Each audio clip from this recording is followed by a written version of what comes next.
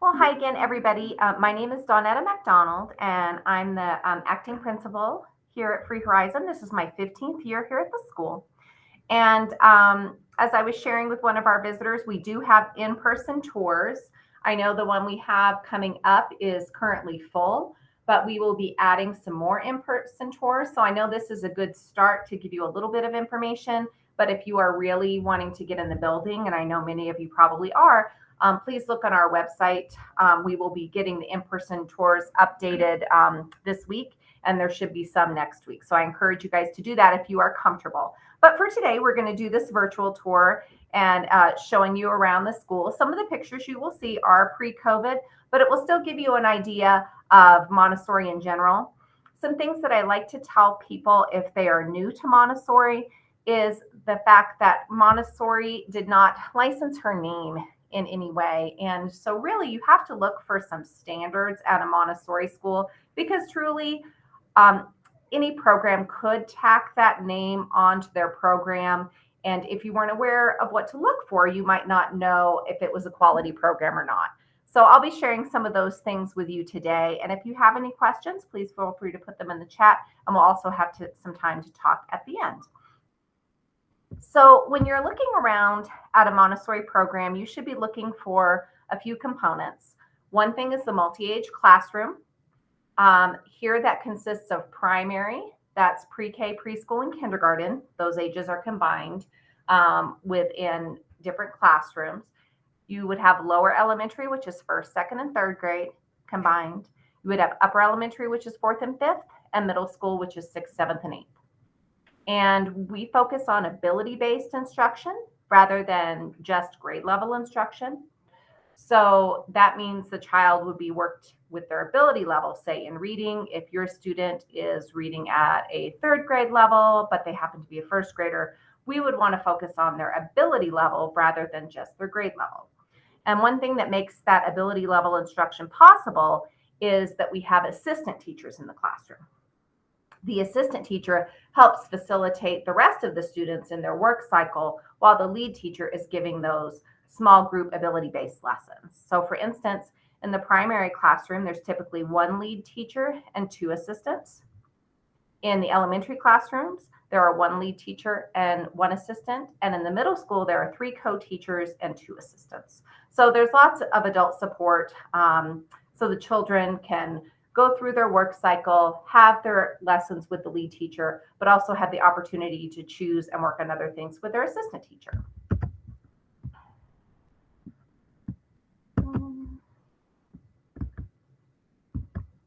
My slide won't move, Jane. Oh,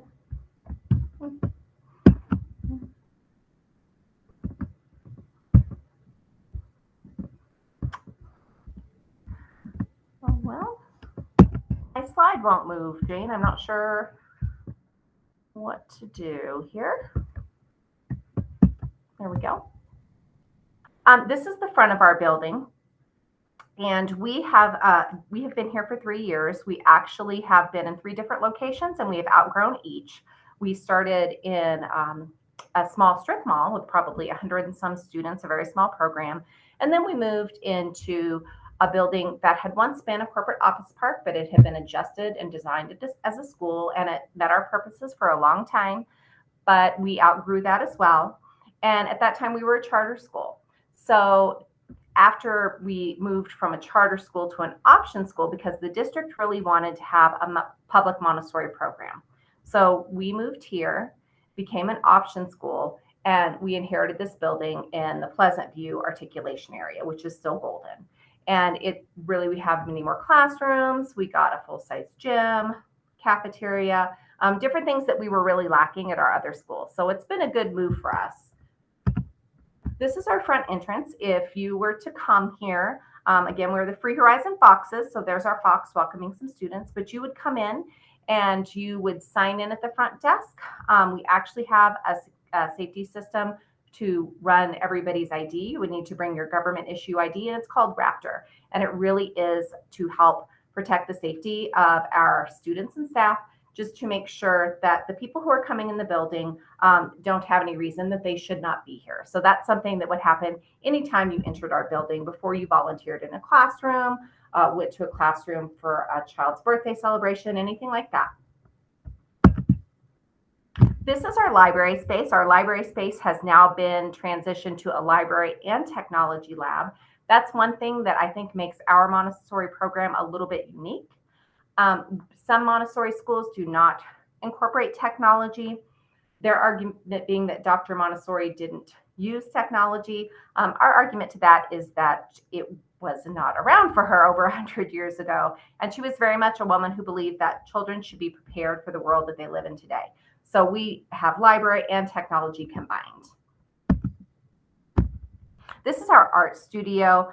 Our art studio, again, students have art from kindergarten through 8th grade. At 6th, 7th, and 8th grade, it becomes an elective, so they go into a deeper study. And at kindergarten through 5th grade, it's more of a broad working on their basic fundamental skills. This is another thing that I think makes our program a little bit unique, because some Montessori schools only do the specialist classes within their classroom by their lead teacher. We actually have specialists who teach these programs, and the children get to rotate through and go to them on different days through the week. The same with music. Again, from kindergarten through 8th grade, our children have a music program. They learn on the developmental skills, and then as they grow and become more confident, they start working on areas that include performance, band, or things that are just of interest to them. That's one freedom our teachers have, is that they're able to follow the interest of the children while also helping meet those developmental standards. This is our primary classroom. Again, that is preschool, pre-K, and kindergarten. And as you will see here, the lead teacher, like on the top left corner, she's giving a lesson to a student. That lesson is having a student, that student is having a lesson on sounds and naming the different sounds from each letter. They are with sand tile letters, and that way it's also a tactile experience. And then they have little objects that they're placing by it that start with that sound. While she's giving that child that lesson, you can see that there are other students working on the floor on a variety of things. At the youngest age, there are a lot more individual or maybe 2 student lessons, but then they also have line time, like on the top right, where the teacher is reading to the children. They start their day with a community meeting. They talk about the schedule for the day so the children know what to expect. In the middle is one of our very common Montessori materials. It's called the bead cabinet. And it's divided by bead chains, which students lay out starting the 1 chain, and they go all the way up to the 10 chain. And they practice skip counting, which is really helping to prepare them on down the line for things like multiplication facts. And then that segues into squaring, cubing, much more advanced math. And really, they're doing it in a very concrete way, which is another key part of Montessori, that children are going to be introduced to something concretely before they work on it abstractly. This is one of our primary playgrounds. We actually have 2. These have all been updated since we moved to this building. And the nice thing about our program is, since we have 3-year-olds, we actually have to also adhere to childcare licensing laws.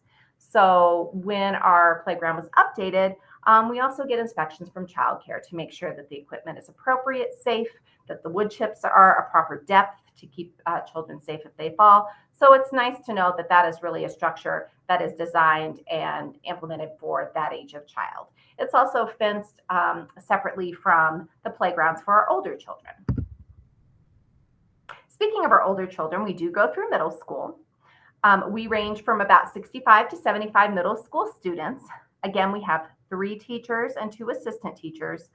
And the middle school model is still very important to the Montessori program, because they become the leaders of the school, and we really want to help them foster that independence and be ready to transition to high school. The middle school, again, they are divided at ability group. So for instance, even if our math teacher has a classroom of 6th graders, she might have 4 different math groups within that 6th grade class, because she is still ability basing her instruction and making sure she is keeping up with the pace of the children if they need to go slower or move a little quicker. We have English and history combined. That is humanities because we think those two subjects go well together. And then we have a teacher for science and family and consumer science.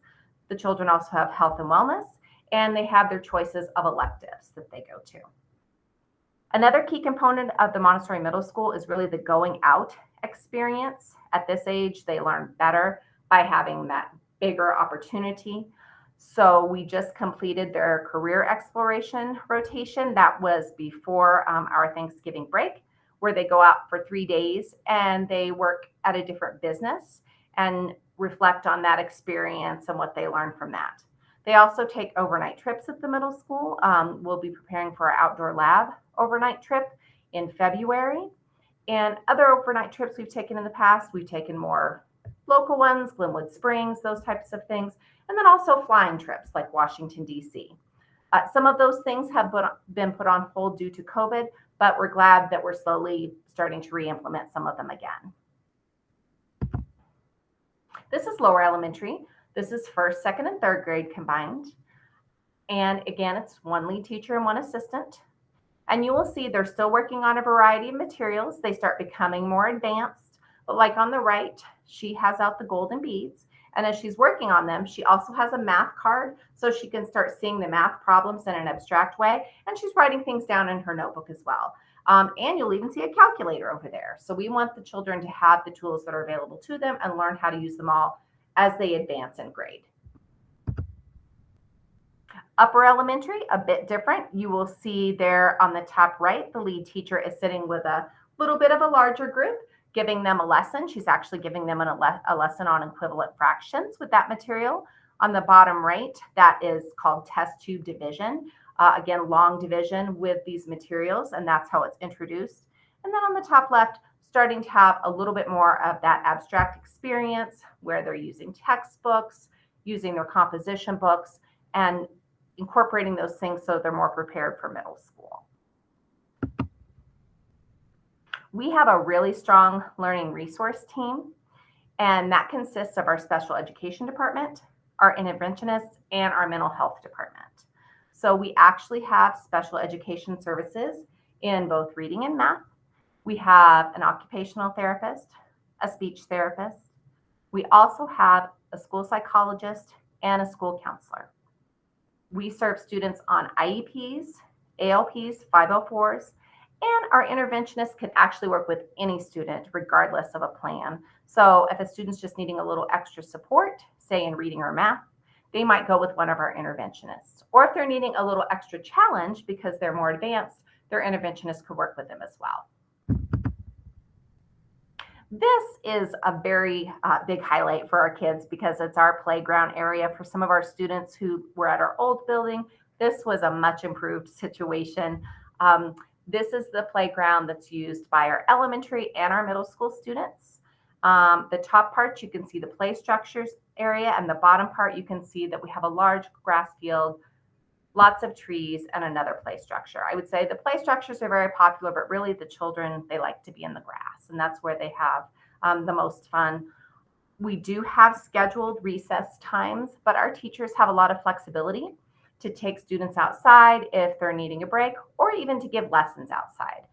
Those things are important now, especially with COVID. It gives the students the opportunity to have a little mask break, get a little fresh air. And we know that once they get that out of their system, it can help them come back and concentrate in the classroom. Technology, as I mentioned earlier, this is now a part of our library program. And again, something that maybe makes us a little bit unique in the Montessori world. Mr. Seth, our current technology teacher, does a lovely job of teaching developmentally towards the age that he's working with, and also talking about computer safety with children, because I think that's another thing, is talking about how do we keep ourselves healthy when we're using it, make sure we have a balance of the time that we use it, and how do we make sure for the older students that we are really being safe with our choices on the computer. And he spends a lot of time with that. This is our gym and our PE program. Coach Bree does a lovely job of working on different skills with the younger students, working on those motor skills and those types of concepts. And then as the students get older, doing more games, interactive and cooperative play. And And this is our front building, again, the front of our entrance. And this is where you would come if you were coming to visit, to volunteer. We do have a strong volunteer program.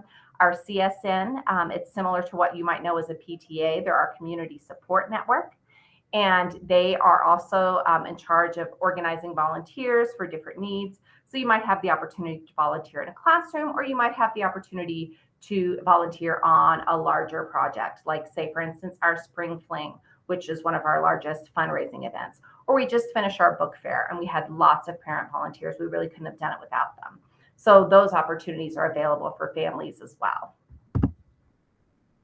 And then the other side of our building, that's what you would see when you pull up. And if you have the opportunity to come visit in person, we would love to have you here. And that way you can actually see some of these things as they look now, and you can see some of the students in action.